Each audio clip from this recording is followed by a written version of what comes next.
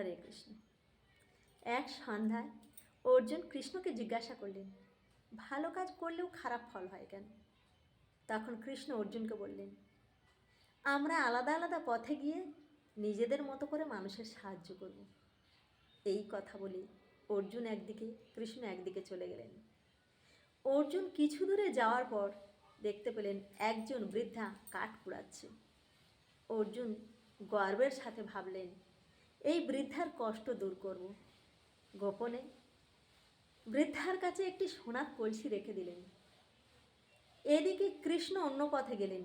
কিছু দূরে যাওয়ার পর দেখতে পেলেন রাস্তায় একটি বিরাট পাথর পড়ে আছে, যা রাত্রে কারো চোখে নাও পড়তে পারে। তাই লোকের সুবিধার জন্য কৃষ্ণ পাথরটিকে সরিয়ে রাস্তার এক পাশে এমনভাবে রাখলেন যাতে এটি সকলের চোখে পড়ে এবং সতর্ক হয়ে যায়। পরের দিন অর্জুনের পথে গিয়ে দেখা গেল চোরেরা সোনা চুরি করে বৃদ্ধাকে খুব মারধর করেছে। অর্জুনের গর্বের দান সফল হলো না।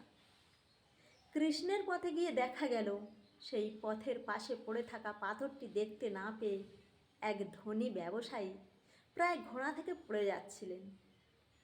তখন পাশে থাকা একটি লোক তাকে ধরে বাঁচিয়ে দিলেন। তখন ধনী ব্যবসায়ী খুশি হয়ে লোকটিকে টাকা দিলেন।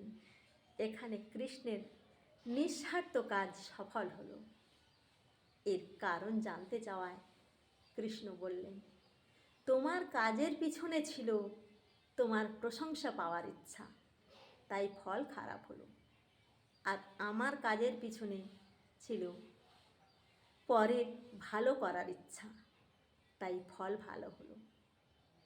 একটা কথা মনে রাখবেন, কাজটি যেমনই হোক তার চেয়ে বেশি জরুরি আপনি কি মন নিয়ে কাজটি করছেন।